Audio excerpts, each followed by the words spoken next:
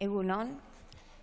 La revolución científica la podríamos resumir con el título de una película, ¿no? Siempre se ha visto cómo, gracias a la genialidad de unas pocas mentes masculinas, como la de Charles, la de Antoine, marido de Marie-Pierre de Pauls, que ha citado Teresa, y Isaac. Y a sus grandes obras, si nos fijamos en la física, tenemos, evidentemente, ¿no?, Los Principia de Newton, una obra que revolucionó las ciencias físicas y que debemos no a Newton, sino a su editor, Edmund Halley, el del cometa. Edmund fue quien convenció a Isaac de publicar el libro. Además, encontró los recursos para la imprenta e incluso hizo la distribución. ¿Qué sería el mundo sin editores y editoras? Pero lo que vengo a preguntaros es, ¿creéis realmente que la lectura de Los Principia fue lo que hizo la gran revolución newtoniana? Veamos unos números. Se hicieron 3 ediciones. La primera, 300, 400 ejemplares. La segunda, que además tuvo el agregado de la revisión y el prefacio de Roger Coates, y además, entonces, Newton se vino arriba y hizo un escolio general, ya estamos hablando de 700 ejemplares y 2 reimpresiones más. Y la tercera, ya la mejor, la definitiva, de 1726, en la que tenemos la revisión de Henry Pemberton y, además, pues ya 1.250 ejemplares, ¿no? ¡Wow! Además, como lo de la historia de la ciencia es que no es un no parar, en 2020 científicos del Caltech encontraron 200 ejemplares más de la primera revisión. Más que nada que hasta ese momento la notación matemática era tan compleja de Los Principia que pensaban que lo había leído Newton y unos colegas. Y aquí ya pareció que se había visto un poco más. Pero aún así, estamos siendo generosos, ¿no? Nos plantamos sobre los 4.000 ejemplares. Realmente, quienes lo entendieron, que serían pocos, una cosa son los que lo intentaron leer, ¿fueron suficientes para expandir como se expandieron las ideas de Newton? Yo creo que no. Y os voy a hablar de otro factor que creo que fue muy importante. La divulgación de y para damas. En la revolución científica, en los primeros años, se vio bien que las mujeres supieran algo de ciencias, las de clase alta, claro, las otras pobres, nada de nada.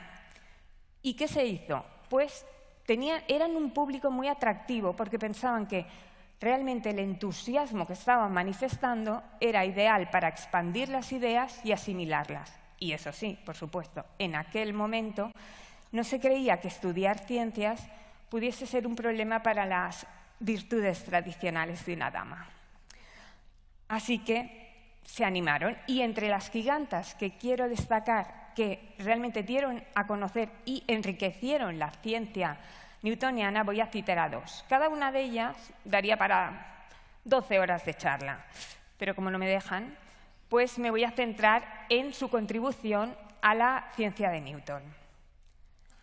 La primera de ellas es Gabrielle Émilie de Bretal, la marquesa de Châtelet, y lo que quiero destacar, sobre todo, ella era muy brillante, pero no supo de la física de Newton hasta los 17 años, porque no se impartía como una materia, pero no pudo realmente estudiarla hasta que tuvo 27 y pudo contar con un tutor que se lo explicara. Y además hay que decir que entonces fue cuando dio por cumplida su principal labor marital al haber tenido 3 hijos con el marqués, y ya se dedicó al estudio.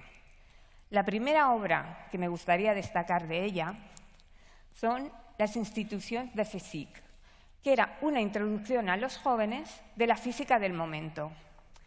En aquel momento no había en francés ningún libro que lo hiciese, y ella pensaba que la física era indispensable para entender el mundo.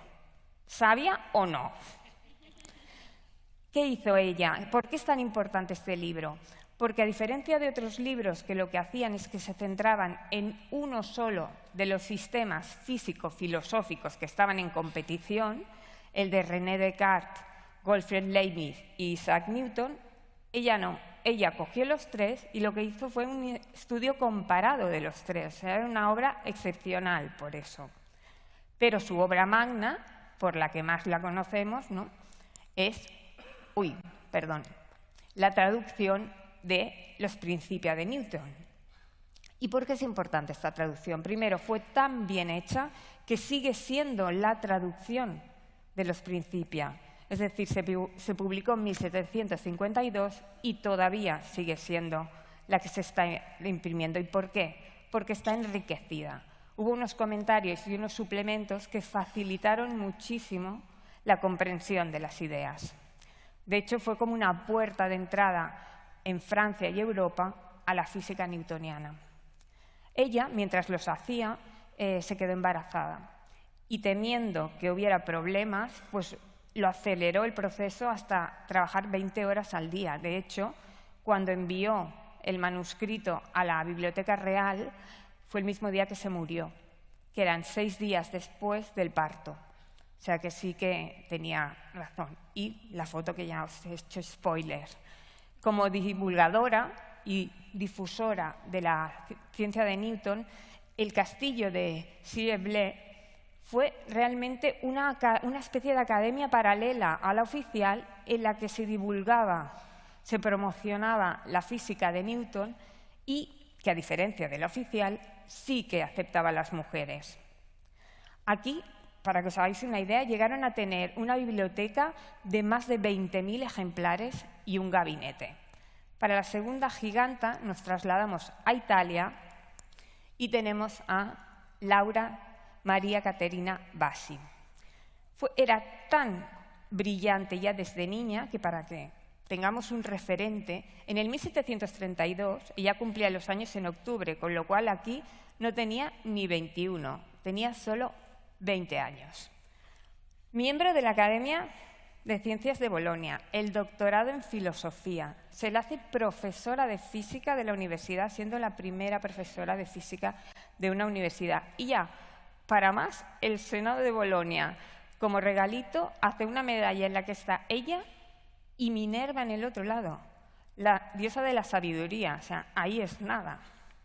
Y también destacar que en 1776, es que me he emocionado ya del impacto, fue catedrática de Física Experimental del Instituto de Ciencia y presidenta del instituto. Esto no era nada normal, porque de hecho su marido estaba en competición y luego, cuando ella murió, lo heredó su marido. Y otro espacio, igual que teníamos el castillo en el caso de Du Châtelet, aquí estamos hablando de que en el 1749, con su marido Giuseppe Verratti, hicieron en el domicilio familiar un laboratorio y una escuela privada de física experimental.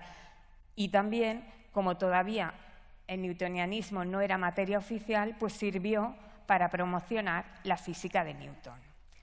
Por lo que se refiere a las receptoras de divulgación, veréis que hubo muchos libros que se hicieron que hacían alusión precisa a las damas, ¿no? Tenemos libros en inglés de John Harris. Benjamin Martin era un constructor de instrumentos científicos. Este de aquí me hace mucha gracia porque él se llamaba, ¿no?, como apodo Tom Telescope, que mola, ¿no? Alguien que haga telescopios dice, yo me voy a llamar así, Tom Telescope. Y además era para niños, entre 12 y 15 años. Y vendió, antes hablábamos de 4.000, ¿no?, ejemplares, este vendió 30.000 ejemplares. Así que quedémonos con la copla. En francés tuvimos el de Pierre-Louis de Maupertuis y también de Francesco Algarotti, que este, como curiosidad, lo escribió en el castillo de Madame de Châtelet. Así que estos libros, en realidad, ¿no?, estamos viendo todo el impacto que tuvieron, fueron los que realmente se entendieron y provocaron el newtonianismo. Es decir, provocaron la revolución. Por eso yo no sé por qué habéis venido, si para pasar el rato hoy, tú sí, para el reloj, para dar una charla, porque os han traído. Lo que sí sé es que estando hoy aquí y después comentando las charlas, que os haya gustado más con alguien, estáis siendo parte fundamental de la ciencia.